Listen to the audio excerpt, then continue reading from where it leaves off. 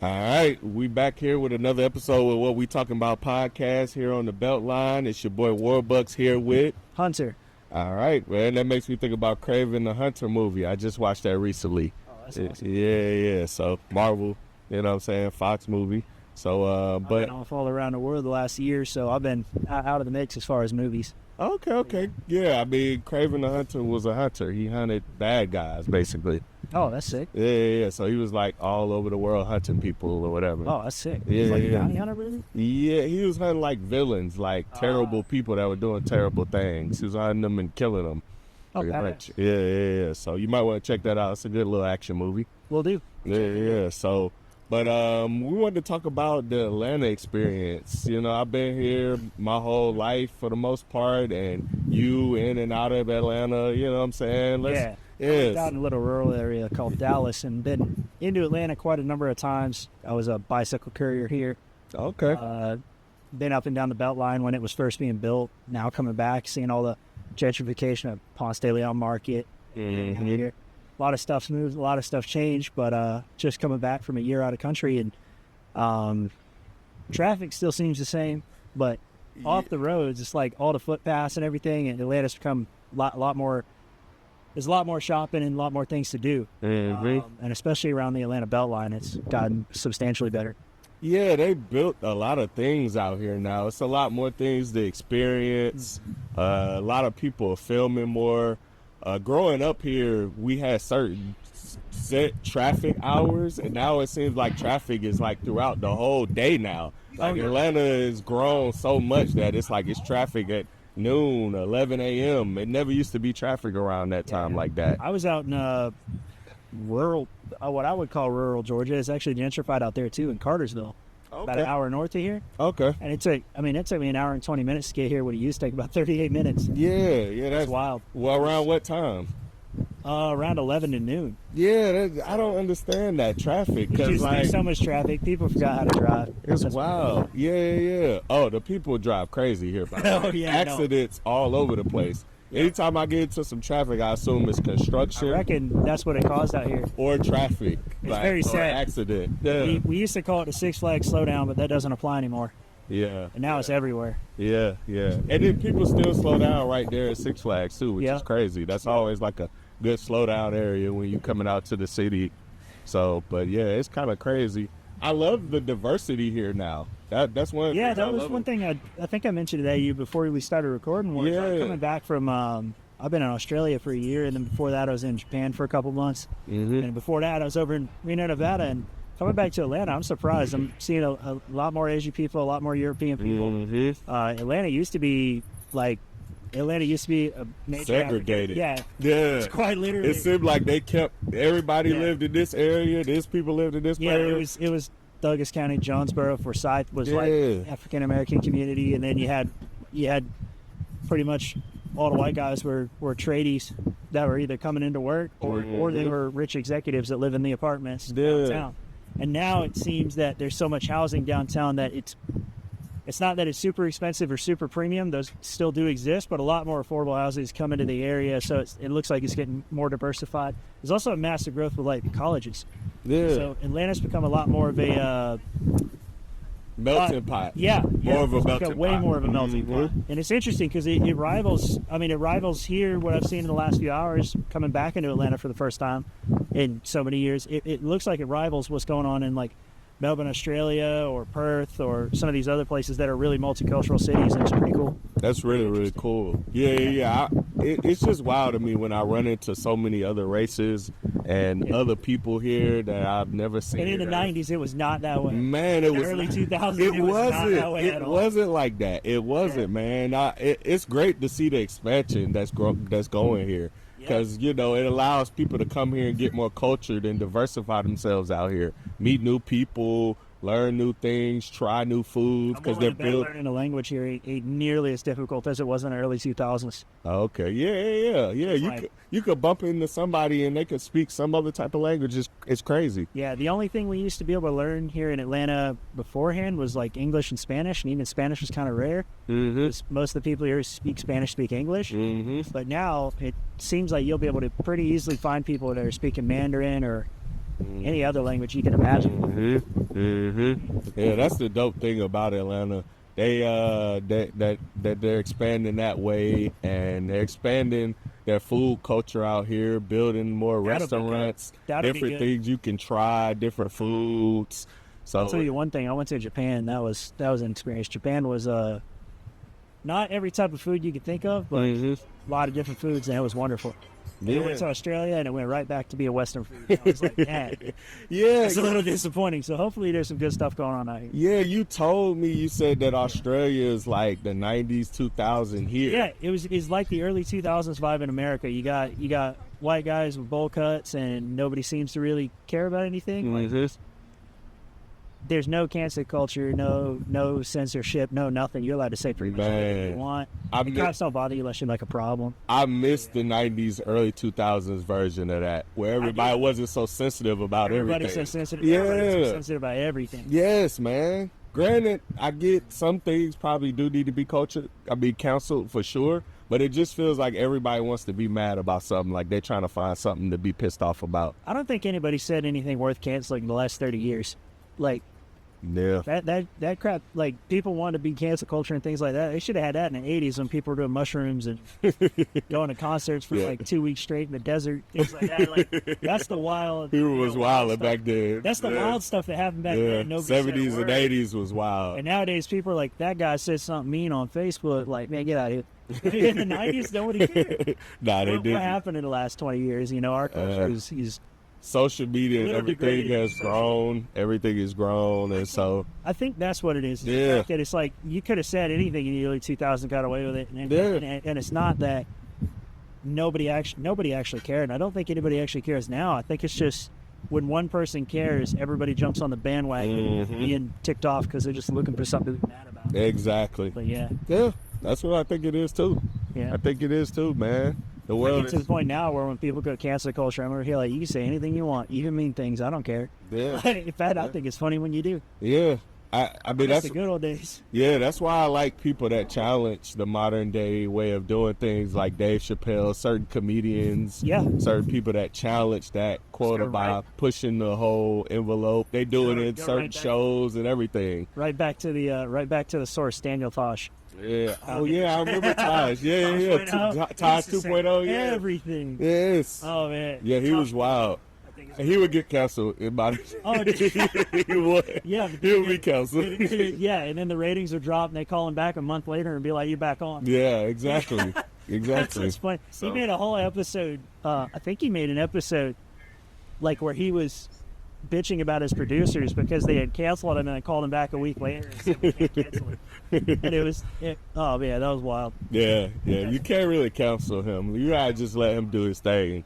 The same way other comedians do their thing. He still does it. I think I saw a skit online about 2 days ago where he got a bunch of people in a room and just started coming up with random words to call people and ask them whether it's offensive or not.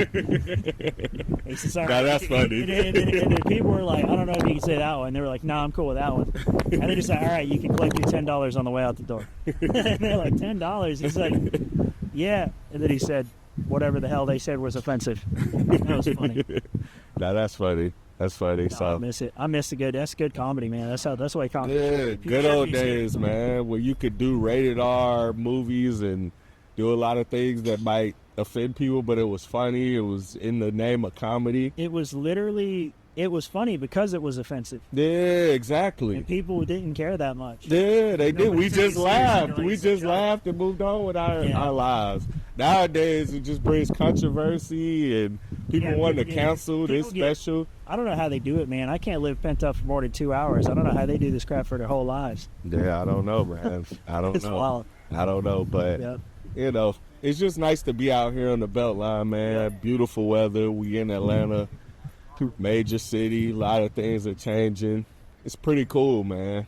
It is. You know, they built a lot of new things. Oh yeah. Yeah, built the new brick Chick-fil-A down the street, which looks. Chick-fil-A made out of brick? Yes, they got a brick Chick-fil-A. I'll tell you one thing. I did miss Chick-fil-A coming out of the country. Like coming back into the country, I think Chick-fil-A was the first thing I ate at Dallas-Fort Worth Airport. It was pretty good. Yeah. I miss it. Yeah.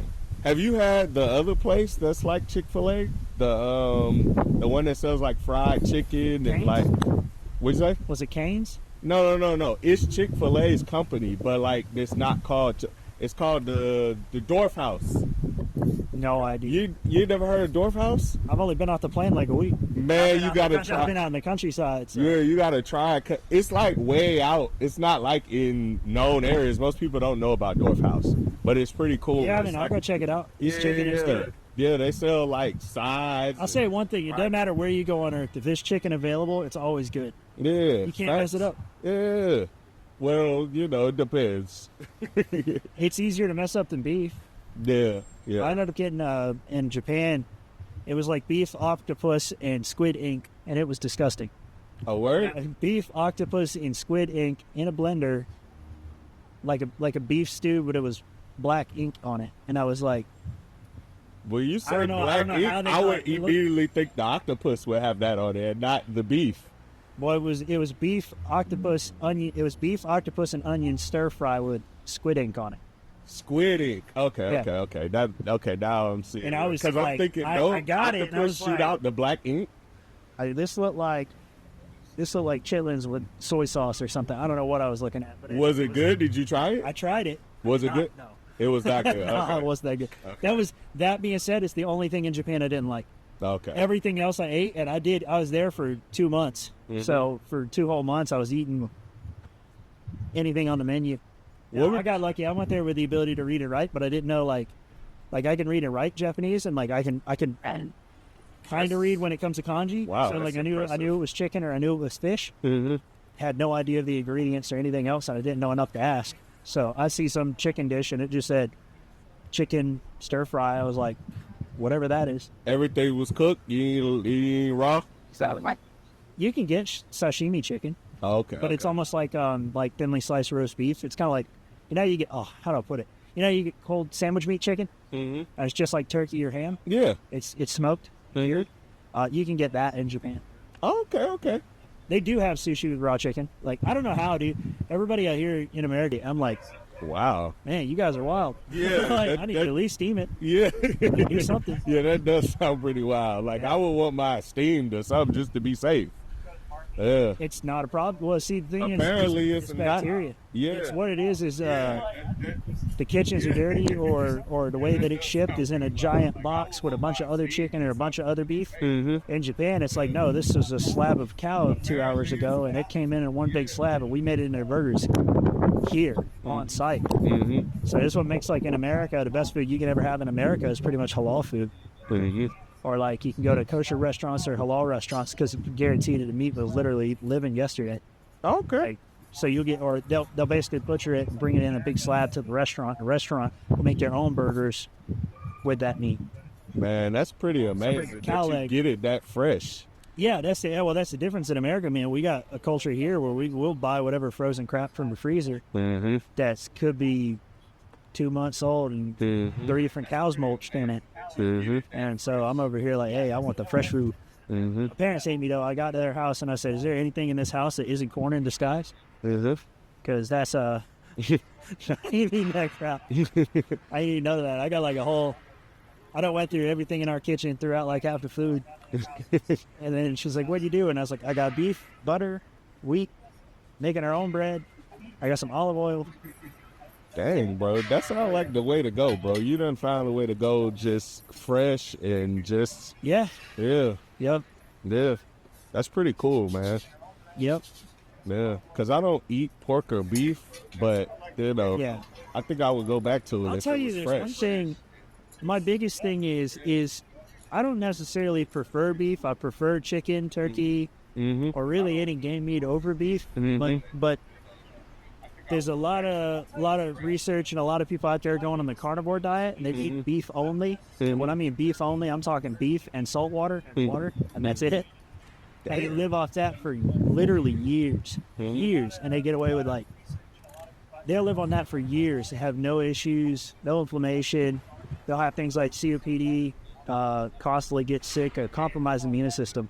They'll eat just beef, all their problems go away. I mean, almost all of them. Are they eating like fresh beef? They're not eating like Fresh beef. yeah. Like, well, you're talking about steak that was alive 2 days ago. Okay. Never frozen refrigerated. Because I know they're not eating the beef we eating here. I know you're not No, talking you about ain't that. eating no McDonald's beef. You ain't I was like, they gonna die real quick if that's what you're talking about. But what I mean by just beef is I mean just beef. No vegetables, no onions, no nothing. I mean beef. Yeah, no processed, no additives. Water and beef. You got hot water, cold water. That's insane. insane. Puree. Yeah, see, that's what I'm saying. I could probably go back to pork and beef if it's like fresh and straight beef, like you just. The thing that makes it easy is on that particular beef diet, there is no quantity amount that you're supposed to eat. You eat until you're satiated. You eat to what? You eat until you're full. Okay. You're satiated. Okay. So you eat as much as you want until you're satiated and continue on with your day. And the thing is, there's no carbohydrates. They say you get a bunch of vitamin deficiencies and everything, but it actually turns out you don't need a lot of vitamins if the only thing you eat is beef. Remember that the cow is going to go eat that grass and all these little vitamins for you. Facts. So you're going to get it from the cow. Yeah. So, well, that's why the cow got 7 stomachs and I don't. Yeah, I'll feed the cow to broccoli. I don't need that. Yeah, most of the animals that I don't like eat, vegetables anyway. Most of the animals we eat a lot of vegetables, and so we can get all the things we need from vegetables from a lot of them. It's just grass too. Yeah. I mean, it's just that cow. See, here's the thing: is people say like, "Oh, humans need more than one thing for a balanced diet," and all this. I said, "Man, that cow is 600 pounds, and he sits out here and eats grass all day. And he ain't eat nothing other than grass." And he ain't eat no vegetables either. We're not feeding him carrots or anything. And he's living, that's a 600-pound cow sitting in the yard. There's hundreds of them. Yeah, you can get a lot of your protein just from it. eating cow. Yeah, so something to think about. And that's from eating vegetables. I'm about to. Grass. I'm getting tired of like green trying to buy different foods and breads and things like this. And it's like, well, if I just eat beef, I just make like salt, pepper, beef, like taco meat every day. Makes meal prep real easy too. Yeah, it does. But I gotta think you get tired of eating that. The same thing. You don't get hungry anymore. When I did it for 2 months. I did it a month and a half. I did it for about 6.5, 7 weeks. And didn't eat anything but beef. And I didn't drink anything but room temperature water. And you don't get hungry anymore. So I had days where I didn't eat. And I didn't even notice. I just got, whenever I get hungry, I'll go get something. But I almost never got hungry. I ended up going a whole day on to the next day, and the only time I get hungry is immediately following the workout. Okay. That's pretty much it. Yeah. Okay. So, yeah. Okay. All right. Well, that's cool that it'll take care of your hunger. That's dope. Yeah. Yeah. It does make it a lot easier. Yeah. So yeah, that's a different perspective or a different way of eating that people could maybe possibly try out. You know what I'm saying? Especially if you could do it and not get tired of eating it, because I mean, you be eating the same thing all day, every day. Nobody ever said being healthy is like easy. Yeah, nah, it's not. It's easy. If it were easy, everybody'd be doing it. But America, honestly, that's another thing that's interesting. When I left America, I found out, holy snot, we are fat, diabetic, and dumb. Like, that's true. It's why I didn't realize it until I got to Australia, and I realized, holy crap, they don't even sell pants over size 40 here. They don't sell them there. XL shirts don't exist. Like, really. I saw very, very, very few fat people. And in Japan, the only fat person I saw was an American who was living there for 20 years. That man still eats everything in sight. Yeah. Yeah, that's funny. I mean, dude, it was surprising to me. It's like I got out of the country and I was like, I just realized something. I was like, there's no fat people here in Australia. He goes, I'm fat. Now he showed my buddy, my roommate, he showed me his belly. And I was sitting there thinking, like, you're not that fat. You're like 37-inch waist, 38-inch waist. Like, he's not that big. But I didn't see a single person over 300 pounds the whole time I was out there. Not one. Wow. For 6 months. Wow. I was out at, I mean, I'm out at bars. I'm downtown. I'm in Melbourne. I'm in Bendigo. I'm 2 hours north of Melbourne, in every little small town along the way, drinking every weekend and drinking alcohol. Yeah, still didn't gain that much weight. Yeah, that's probably because they're eating real food. They're not eating all this processed food that we eating out here. I don't think anybody in Australia I know eats breakfast. Wow. They don't eat breakfast. They don't like cereal. They don't really eat very much in the morning. Yeah. A lot of cereals are the most processed foods. Yep. Yeah. It's just whole grain, just grain and glyphosates and sulfates and wheat. Yeah. Same thing with our alcohol too, man. I had some beers here that made me sick. So I got to drink all imported beer now. Yeah. And not Modelo. Yeah. Modelo's made in Mexico, but it uses American wheat, so. Yeah. Makes me proud of the beer, but it also makes my stomach hurt. Yeah. Well, look, man, I appreciate you for coming out and talking to me out here on the BeltLine. This is pretty cool, man. Thank you. You know what I'm saying? So I'm going to go ahead and wrap this thing up, man. We out. We out.